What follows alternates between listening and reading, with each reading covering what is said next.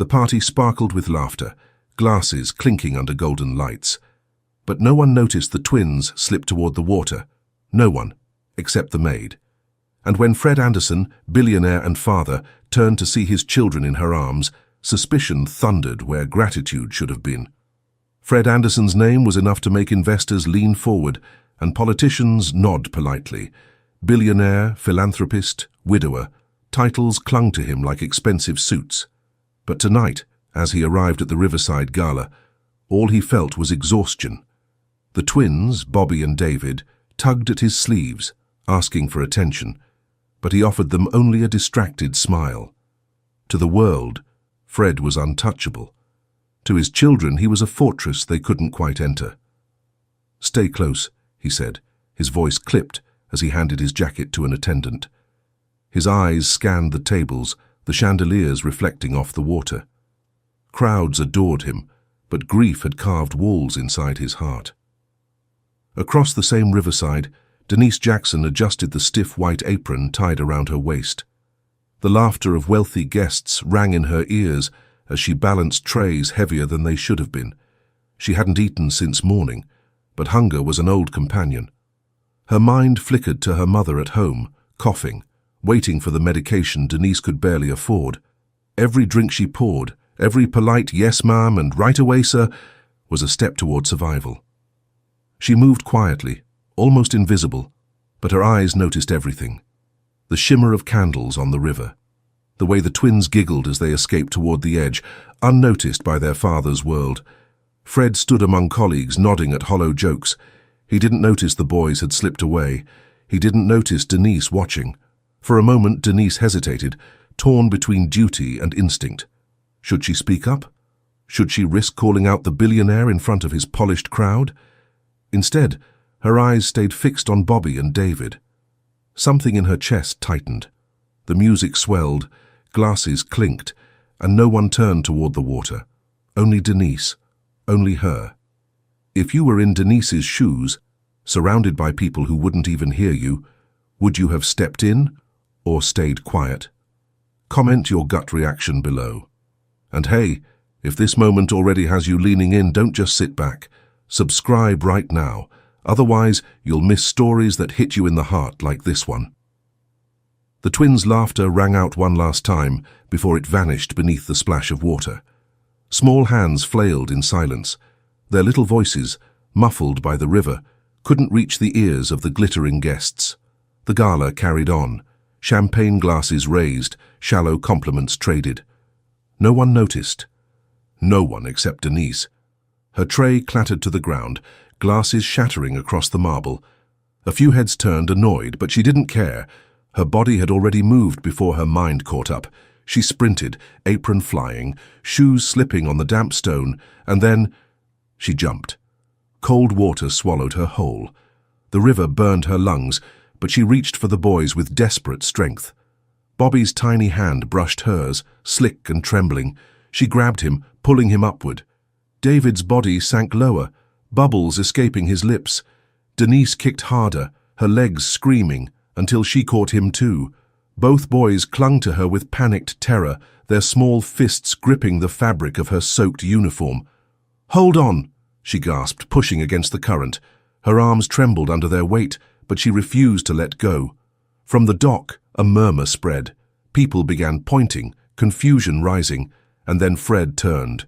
He froze, his sons, his whole world, dripping, gasping, in the arms of a woman he barely recognized. Denise stumbled onto the dock, collapsing, dragging the boys with her.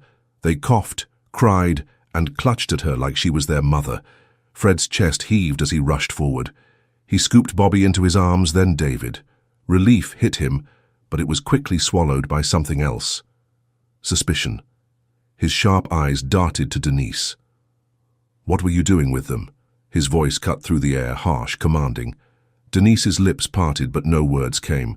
She was shivering, drenched, her teeth chattering. Her lungs still burned from the water. Fred's tone hardened. "Why were my sons in your arms?"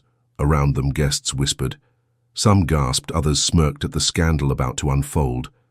Denise swallowed hard. Her throat ached. She wanted to scream the truth, that no one else had noticed, that she had leapt without hesitation, that she had saved them. But all she could manage was silence. Fred's suspicion deepened. He pulled his children tighter, staring at her like she was a threat. And in that single moment, gratitude drowned under pride. If this scene already has you on edge, don't just watch quietly. Subscribe right now. It's the best way to make sure you never miss the twists that come next. The twins were safe, coughing into their father's chest, but the air between Fred and Denise tightened like a rope about to snap. Fred's jaw clenched. "Someone call security." Denise blinked, water dripping from her hair, clinging to her lashes. Security. Her chest tightened. She wanted to speak, to defend herself, but exhaustion dragged on her tongue. "I said now." Fred barked again, and two suited men approached, hesitant. The crowd buzzed, whispers weaving stories out of fragments no one had actually seen. The maid with the billionaire's children. What was she doing? Denise stood shakily, legs trembling, her uniform heavy with water. She crossed her arms to steady herself, more from cold than defiance. "I wasn't," she began, but Fred cut her off. "You weren't supposed to be near them," he said, low and sharp. "Do you understand that? You're here to serve drinks, not—" His voice faltered, catching on an unspoken terror. Denise swallowed her anger. Not what? Save their lives. She bit her tongue, refusing to cry in front of these people. The twins stirred, small voices cutting the silence. "Daddy." "She helped us," Bobby whispered, still shivering. "She saved us," David added, clutching Denise's sleeve with his tiny hand. Fred froze, torn for a second, but pride shoved its way back in. He gently pried David's hand away. "Boys, you don't know what you're saying. You were scared." Denise's chest ached, not just from the water, but from the weight of his mistrust. "I didn't ask for thanks," she said softly, her voice steadier than she felt. "But don't twist what happened." Fred's eyes narrowed. "Then tell me, why were they with you? Why not anyone else?" Her lips trembled. "Because no one else cared. Because they would have drowned while you all laughed." But the words stayed buried in her throat. Around them the whispers grew louder, heavier. Denise's wet shoes squeaked as she stepped back, her face pale, but her spine unbent. Fred pulled his boys closer. His instincts screamed to trust no one, not after what he'd lost. Denise turned her gaze away, her dignity the only thing holding her upright. Two worlds had collided in the water, but instead of gratitude, there was only distance, suspicion, and silence. By the time the crowd had dispersed, the twins refused to let go of Denise. Their small hands clung to her skirt, like she was the only anchor they trusted. "Daddy." "She comes with us," Bobby mumbled, his face pressed into Fred's chest. "She saved us," David repeated, eyes wide and pleading. Fred hesitated.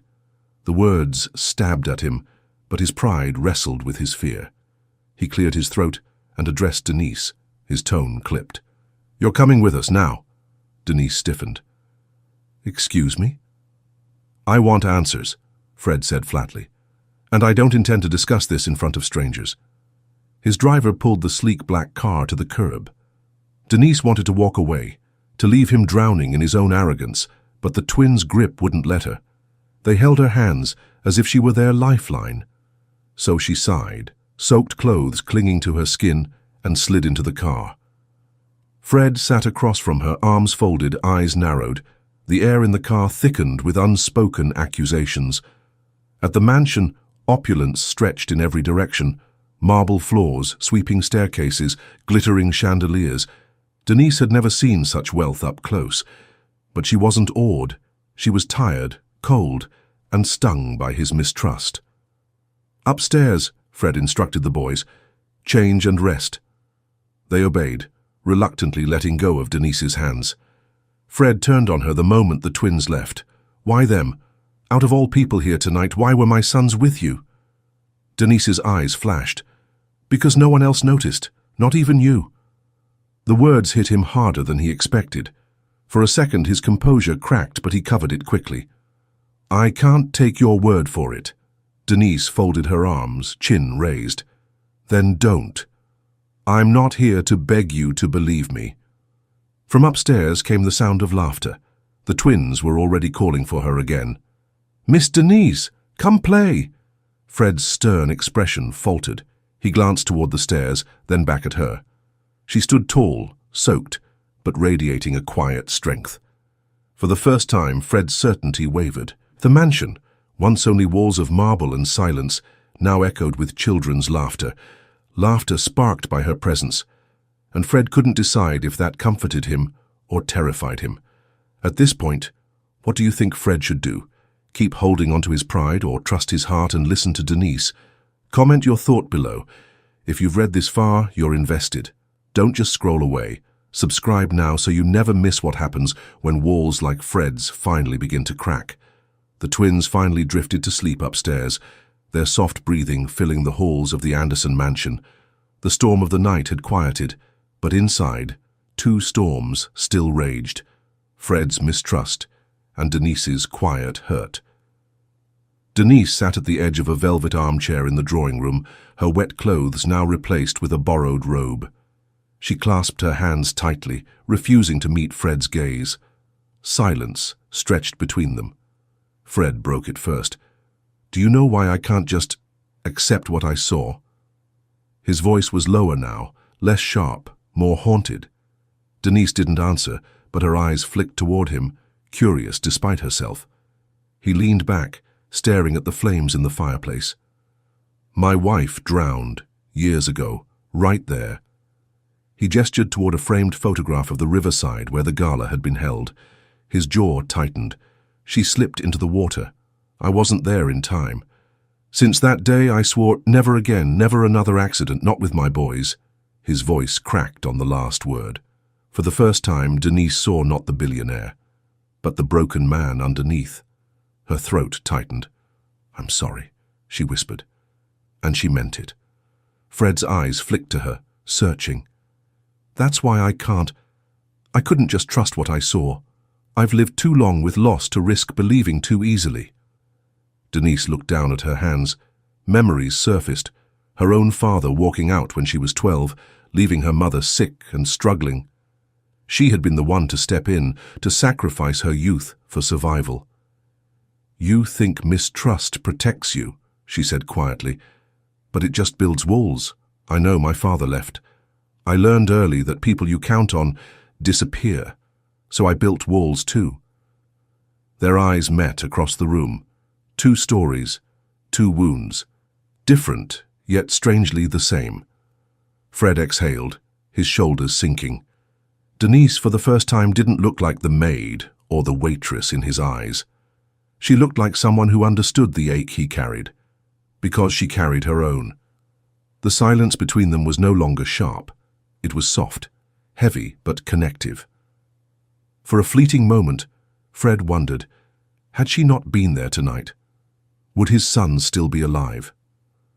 Morning sunlight spilled through the mansion's tall windows, painting soft gold across the polished floors. For once, the house wasn't filled with silence or the sound of Fred's business calls. It rang with laughter. "Again! Again!" Bobby shouted, as Denise balanced a spoon on her nose, crossing her eyes dramatically. The spoon toppled, clattering to the table, and the twins burst into giggles. David clapped his hands, grinning so wide his cheeks hurt. Fred leaned against the doorway, arms crossed, watching. His sons hadn't laughed like this in years, not since their mother. Denise caught his gaze and froze for a second, self-conscious. I was just trying to keep them entertained." Fred surprised himself with a small smile. "Seems you're doing a better job than I ever could." The admission slipped out before he could take it back. Denise blinked, startled by the softness in his tone. The twins pulled her back into their world of play, and Fred stepped closer, drawn in despite himself. For the first time, he didn't see her as an intruder. He saw her as someone who could bring light into the dark corners of his children's lives. Later, when the twins dozed off for an afternoon nap, Denise found herself alone with Fred in the quiet of the sitting room. "You're not what I expected," he said suddenly. Denise raised a brow. "What did you expect?" His lips twitched. "Someone invisible. Just another face in a crowd. But you—" his eyes softened. "You notice things. You act. You care." Her chest warmed, though she masked it with a dry laugh. "Caring doesn't pay the bills, Mr. Anderson. It just makes the shifts longer." "Fred," he corrected gently. Her breath caught. A simple word, but it felt like a wall crumbling. Silence lingered between them, but it wasn't sharp anymore. It was comfortable, fragile. Denise looked at him. Not the billionaire, not the suspicion, just the man. The man who had loved and lost. The man who was trying to be enough for his sons. For the first time, she thought, maybe he isn't as unreachable as he seems. And for the first time, Fred thought, maybe I don't want her to leave. If this moment made you smile or tugged at you, don't just keep it to yourself. Subscribe now, because the bond you're watching is only going to get more complicated from here. The peace didn't last. By evening, the world outside Fred's mansion had already caught the scent of scandal. A photo, snapped by a guest at the gala, spread like wildfire online. Billionaire's twins rescued by Waitress, or something more. The headlines twisted the truth, painting Denise as an opportunist. Social media buzzed with cruel comments. Gossip programs speculated. Fred saw it first. His hands trembled as he scrolled through the venom on his phone. Each word felt like acid, reckless, gold digger, unfit to be near his children. When Denise walked into the study, carrying a tray of tea she hadn't been asked to make, she found him staring at her with an expression she hadn't seen since the riverbank. Suspicion, anger, fear. "What did you do?" His voice was sharp, almost trembling. Denise set the tray down, confused. "What are you talking about?" "The media," Fred snapped, shoving the phone toward her. "How did they know? How did this get out?" Her chest tightened. "You think I leaked this? I don't even know anyone in your world." "Don't lie to me." His voice cracked like a whip. "People like you. You see a chance, you take it." The words pierced her deeper than the cold river had. "People like me," she repeated, her voice shaking. "You mean the people who notice your children when you don't? The people who jump into rivers while you laugh at parties? That's who I am?" Fred's face hardened, but his eyes betrayed the conflict inside him. "I trusted you for 1 second, he muttered, voice low, "and look what happened." Denise's hands curled into fists. Tears threatened, but she held them back. "You never trusted me, not really, and now you're proving why I shouldn't have trusted you either." The air cracked between them. Upstairs, the twins' laughter faded as they sensed the storm below. "Miss Denise," Bobby called faintly, "are you still here?" Denise's chest broke at the sound. She turned, eyes stinging, and whispered without looking back, Tell them I said goodbye." And then she walked out, leaving Fred alone with his pride, his silence, and the echo of 2 children crying for the woman who had saved them. For the first time in years, Fred felt the mansion was more than silent. It was empty. The mansion was too quiet. Fred sat alone in his study, the firelight flickering against the glass of whiskey untouched in his hand. His sons had refused dinner, their small voices hoarse from crying. The halls that once rang with Denise's laughter and their giggles now echoed with absence. On his desk lay the photograph of his late wife, smiling by the riverside, sunlight in her hair. He traced the edge of the frame with his finger, his throat tight. "I promised I'd protect them," he whispered, "but maybe I've only been protecting myself." For the first time, he admitted it. His pride had become a prison, his mistrust a shield that cut the ones who least deserved it. And Denise, she hadn't been a threat. She had been a light. Meanwhile, across town, Denise sat on the edge of her mother's worn sofa, exhaustion and heartache weighing her down. Her mother coughed softly in the next room, the sound pulling Denise back into her reality. Bills, work, endless struggle. Her mother's voice called out, weak but steady. "Denise, you're quiet. Something's wrong." Denise forced a smile as she entered the room. "Nothing I can't handle." But her mother's sharp eyes saw through her. "You've given so much of yourself to others, child. Don't be afraid to let someone give back." Denise's throat closed. Tears slipped down her cheeks before she could stop them. But what if he doesn't want me? What if he only sees what I am? Her mother took her hand, squeezing it. Then that's his loss. But you don't close your heart because of one man's blindness. You keep it open, because one day someone will see you. At that same moment, Fred made his decision. He rose, determination setting in his jaw. He would not let pride steal this from him, and not again. He had lost his wife. He would not lose Denise, too, not because of his own fear. He ordered his driver, "Take me to Denise Jackson's address, now." As the car sped into the night, Fred's heart pounded.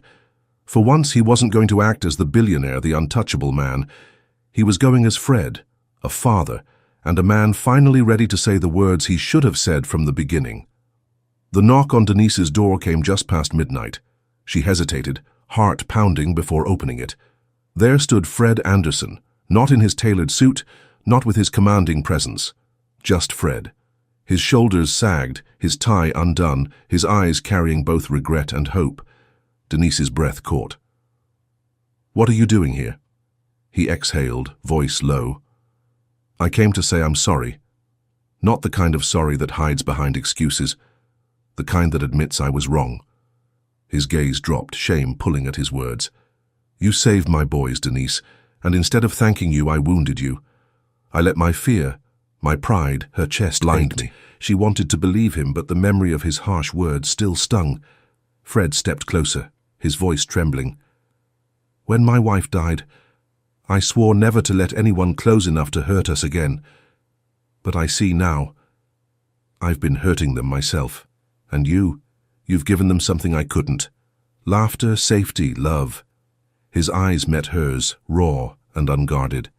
"Denise, I don't just want your forgiveness. I want you. I want us, if you'll have me."